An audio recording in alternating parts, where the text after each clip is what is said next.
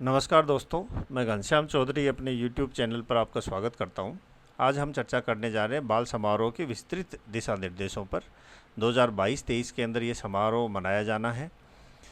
समुदाय विद्यालयों में अपना सकारात्मक योगदान दे। स्वाभाविक सी बात है, बगैर समुदाय और समाज के हम किसी भी विद्यालय की कल्पना कर ही नहीं सकते। तो इसके लिए समाज से जुड़े हुए व्यक्ति, अभिभावक, गणमान्य व्यक्ति, बच्चे एक मंच पर आएंगे तभी ये संभव हो पाएगा। और इसके लिए शिक्षा विभाग ने एक पहल प्रारंभ की है। उस पहल को हम कह सकते हैं बाल समारोह रूपक गतिविधि। राज्य के प्रत्येक राजकीय प्राथमिक, उच्च प्राथमिक एवं माध्यमिक, उच्च माध्यमिक विद्यालय में वर्ष 2022-23 में बाल समारोह गतिविधि आयोजित की जाएगी।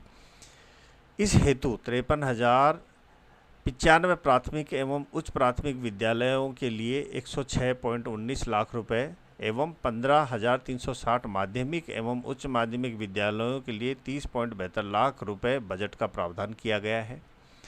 इस समारोह में जिन गतिविधियों को हमें करना है वो है सांस्कृतिक, खेलकूद एवं साहित्यिक गतिविधियां हो सकती हैं जिसमें बच्चे भाग लेंगे, तथा अभिभावक एवं जनप्रतिनिधि विद्यार्थियों को इन प्रतियोगिताओं में भाग लेने हेतु देखने और उन्हें प्रोत्साहित करने के लिए हम इन जनप्रतिनिधियों को इस समारोह में आमंत्रित करेंगे।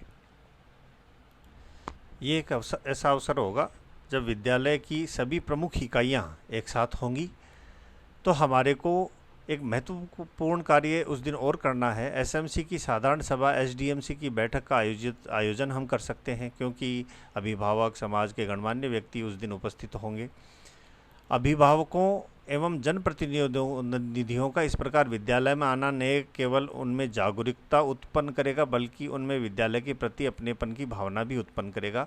ये एक सकारात्मक पहल होगी विद्यालय और जनप्रतिनिधियों को एक मंच पर लाने की।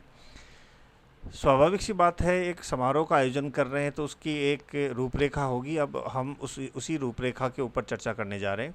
बाल समारोह प्रत्येक राजकीय विद्यालय, प्राथमिक, उच्च प्राथमिक, माध्यमिक, उच्च माध्यमिक विद्यालयों में आयोजित किया जाएगा 14 नवंबर को।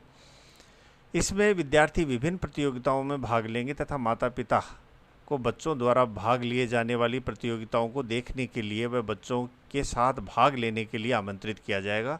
पेरेंट्स भी बच्चों के साथ पार्टिसिपेट करेंगे। ये प्रतियोगिताएं साहित्य से जुड़ी हो सकती हैं, खेल कूद, सांस्कृतिक क्षेत्र से जुड़ी हो सकती हैं। साहित्यिक प्रतियोगिताओं में वाद विवाद, आशु भाषण, निबंध, प्रश्नोत्तर, अंग्रेजी एवं हिंदी शब्दों की अंताक्षरी।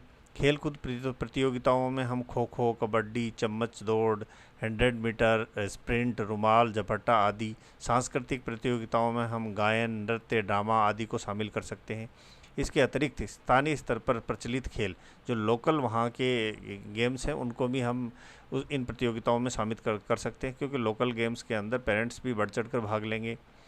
साहित्यिक प्रतियोगिताओं के लिए जेंडर संवेदनशीलता, समावेशन, अनिवार्य बाल शिक्षा, स्वच्छ भारत अभियान, बेटी बचाओ बेटी पढ़ाओ आदि टाइटल्स को हम शामिल कर सकते हैं। प्रतियोगिता आयोजन हेतु विद्यालयों के विद्यार्थियों को हमारे को 3 भागों में बांटना है। हमारे को उनके 3 समूह बनाने हैं। प्राथमिक विद्यालय है तो प्रथम समूह के अंदर कक्षा 1-2, द्वितीय समूह में कक्षा 3-4 और तृतीय समूह में कक्षा 5। उच्च प्राथमिक अगर विद्यालय है तो प्रथम समूह के अंदर 1 से 3 कक्षा, जो सेकंड समूह है उसके अंदर आ जाएगी कक्षा 4 से 5, और तृतीय समूह है उसके अंदर कक्षा 6 से 8। माध्यमिक विद्यालय है तो प्रथम समूह में कक्षा 1 से 5, द्वितीय समूह में कक्षा 6 से 8 और तृतीय समूह में कक्षा 9 से 10। उच्च माध्यमिक विद्यालय है तो समूह प्रथम के अंदर एक कक्षा 1 से 5, द्वितीय समूह के अंदर कक्षा 6 से 8 और तृतीय समूह में कक्षा 9 से 12 को शामिल किया जाएगा।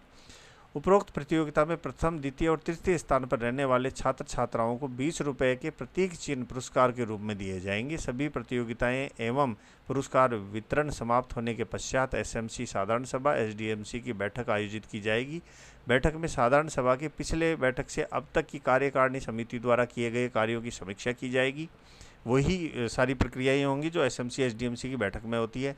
पेरेंट्स का फीडबैक लिया जाएगा। इसके अतिरिक्त अनामांकित एवं ड्रॉप आउट बच्चों को शिक्षा से जोड़ने, बच्चों की विद्यालय में नियमित उपस्थिति, गृह कार्य की नियमितता, उनकी शैक्षणिक प्रगति, यानी एक पेरेंट्स मीटिंग टाइप भी हमारे को ऑर्गेनाइज करनी है, जिससे हम पेरेंट्स के साथ में बच्चों की प्रॉब्लम को शेयर कर सकते हैं। उनको बच्चों को किस प्रकार से घर में होमवर्क वगैरह टैकल करना है, ये हम उनको बता सकते हैं। पेरेंट्स हमारे को बच्चों की कमियों के बारे में बता सकते हैं। बैठक की कार्रवाई का विवरण विद्यालय रिकॉर्ड में संधारित करके रखा जाएगा, वो हम वैसे भी रखते हैं। प्राथमिक, उच्च प्राथमिक, माध्यमिक, उच्च माध्यमिक विद्यालय में व्यय विवरण, जो ये बजट है इसको किस प्रकार से खर्च किया जाएगा उसके बारे में बताया गया है। यहाँ पर जो गतिविधियाँ हैं, साहित्यिक गतिविधियाँ, खेलकूद गतिविधियाँ और सांस्कृतिक गतिविधियाँ, इनको 3 भागों में बांटा है। इसमें प्रथम समूह, द्वितीय समूह और तृतीय समूह के अंदर प्रथम पुरस्कार 20 रुपये का प्रतीक चिन्ह है, तो कुल 60 रुपये। खेलकूद श्रेणी के अंदर भी वही है, 20-20 रुपये का प्रतीक चिन्ह है, 60 रुपये। और सांस्कृतिक श्रेणी के अंदर भी 20-20 रुपये का प्रतीक चिन्ह है, तो 60 रुपये, कुल 60 रुपये। और सर्वयोग यानी टोटल 200 रुपये। बाल समारोह आयोजन पश्चात इसकी विस्तृत रिपोर्ट तैयार करके विद्यालय रिकॉर्ड में रखा जाएगा। इसकी एक प्रति सीबीओ ऑफिस को भी हमें प्रेषित करनी है। प्रतिवेदन में हमें निम्न बिंदुओं को शामिल करना है। बाल समारोह में उपस्थित अभिभावकों एवं जनप्रतिनिधियों की संख्या महिलाओं और पुरुष संभागियों को अलग अलग दर्शाना है। प्रतियोगिता हेतु नियुक्त निर्णायकों का विवरण भी, स्वाभाविक सी बात है, अगर बाल समारोह है और उसमें प्रतियोगिताओं का आयोजन किया जा रहा है तो हमारे को एम्पायर टीम भी बनानी पड़ेगी। संपूर्ण कार्यक्रम का समय विभाग चक्र, किस प्रतियोगिता को कितना समय देना है उसका डिवाइडेशन भी होना है। पुरस्कार प्राप्त करने वाले बच्चों की डिटेल भी हमारे को देनी है।